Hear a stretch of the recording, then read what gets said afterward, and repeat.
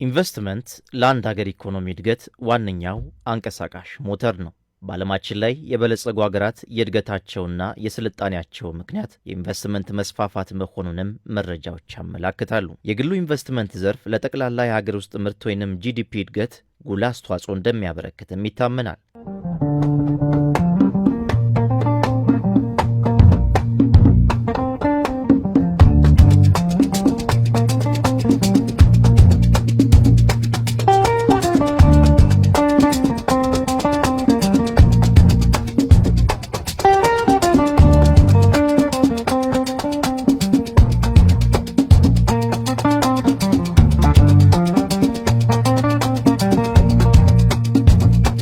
በተለይ የግብርና ኢንቨስትመንት ዘርፍ ምርትና ምርታማነትን በማሳደግ ተረጂነትን በራስ አቅም በመሸፈን የምግብ ዋስትናን ለማረጋገጥ የአንበሳውን ድርሻ ይዛል። የደቡብ ኢትዮጵያ ክልል መንግስትም ዘርፉ በሀገር ብሎም በክልሉ ኢኮኖሚ እድገት ላይ ያለውን ከፍተኛ ሚና በመረዳት በመስኩ ለሚሰማሩ ባለሀብቶች ምቹ ምህዳር ለመፍጠር መጠነ ሰፊ ተግባራትን እያከናወነ ይገኛል። ከኢንቨስትመንት አኳያ እንደ ክልል የኢንቨስትመንት አማራጮችም በግብርናው፣ በማኒፋክቸሪንግ፣ በኢንዱስትሪ እንዲሁም ደግሞ በተለያዩ ኢኮኖሚዎች በማህበራዊ ይሁን በተለያዩ መስኮች ወደ ክልላችን በመምጣት ገንዘባቸውን፣ እውቀታቸውን እና ልምዳቸውን ኢንቨስት አድርገው ራሳቸው ተጠቅሞ የተለያየ ስራ እድል በመፍጠር የአካባቢ ማህበረሰብ ተጠቃሚ በማድረግ ገንዘባቸው ኢንቨስት እንዲያደርጉ የውጭና ሀገር ውስጥ ባለሀብቶችን እየጋበዝን የተሻለ ኢንቨስትመንት እንቅስቃሴዎች እየተካሄዱ ናቸው። የኛ ክልል ያው በነባሩ ክልል በቆየንበት ጊዜ ሁሉ አገራዊ አዋጁን ነበር። ነገር ግን ክልላዊ አዋጅ መኖር አለበት፣ ክልላዊ ደንቦች መኖር አለባቸው፣ ክልላዊ መመሪያዎች መኖር አለባቸው በሚል ከዛ ነው የሚጀምረው ምቹ ሁኔታው። ይህን ሁሉ በየደረጃው እስከ መመሪያ ድረስ ወጥቶ በፊት በነበረው ጊዜ ባለሀብቶችም ሆኑ ሌሎች መዋቅር ላይ ያሉ ልጆች ይቸገራሉ። ይህ መመሪያ ካለመኖሩ የተነሳ ስራ ላይ ስራውን ፈጥኖ ለመስራትም ቶሎ ምላሽ ለመስጠትም ይቸገሩ ነበር። ሌላኛው መዋቅራዊ አደረጃጀቱ ነው።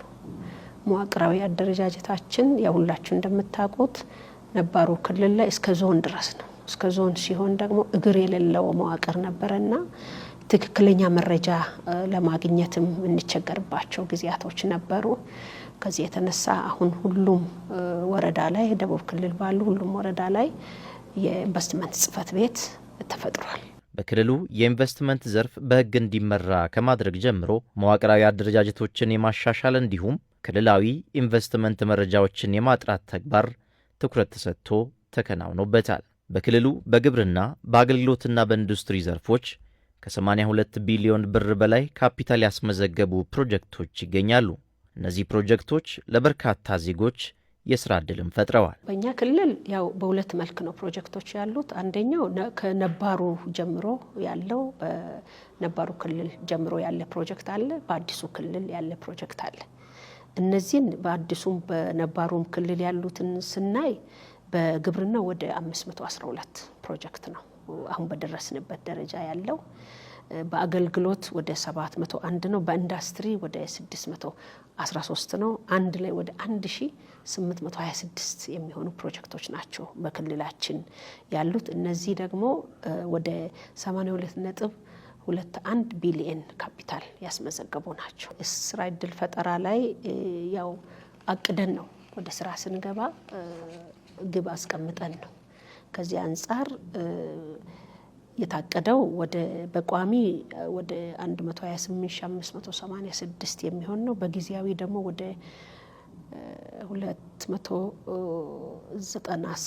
296728 አካባቢ ነው።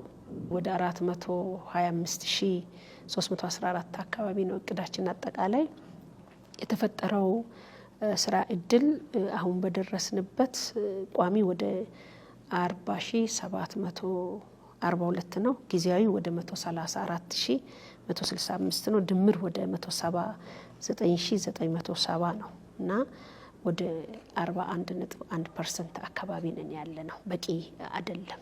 መንግስትም ትኩረት የሰጠው ለግሉ ዘርፍ እንደሆነ ይታወቃል። ለግሉ ዘርፍ ደግሞ ትኩረት የተሰጠበት መሰረታዊ ምክንያት በትንሽ ቦታ ለብዙ ስራ አጦች ስራ እድል እንዲፈጠር ከማድረግ አንጻር ኢንቨስትመንት በጣም ወሳኝ እንደሆነ ግልጽ ነው።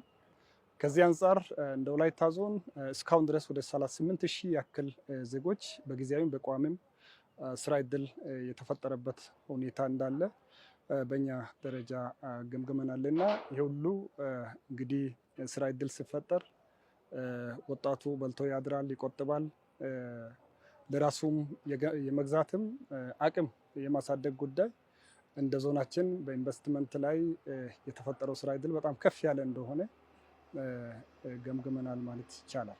እንግዲህ ፕሮጀክቶቹ ከኛ ጋር ውል ሲገቡ አንዱ ትኩረት አቅጣጫቸው የስራ እድል መፍጠር ነው። ስለዚህ በቋሚም በጊዜያዊም የስራ እድል ለመፍጠር ከ24,000 በላይ ለሚሆኑ ዜጎች የስራ እድል ለመፍጠር ነው ከኛ ጋር ውል የገቡ። እስካሁን ድረስ ባለው ወደ 18,265 ለሚሆኑ ዜጎች ጊዜያዊና ቋሚ የስራ እድል ተፈጥሮላቸዋል። ስለዚህ ይሄ አንዱ የስራ እድል ፈጠራ አማራጭ ሆኖ እያገለገለ የሚገኝ ነው። እንግዲህ በቋሚና በጊዜያዊ ወደ 10,000 የሚጠጉ በድምሩ የስራ እድል ተፈጥሯል ማለት ያ ማለት ያው እንደ ሁኔታው አንዳንዶቹ በጣም ቴምፖራሪ የሚለቁ አሉ፣ ግን በዋናነት በቋሚ ወደ 5,000 የሚጠጉ አሉ። ጊዜያዊ ደግሞ በተመሳሳይ ወደ 5,500 የሚጠጉ የስራ እድል ፈጠራ አለና በድምሩ 10,500 አካባቢ ስራ እድል ፈጠራዎች አሉ ማለት ነው።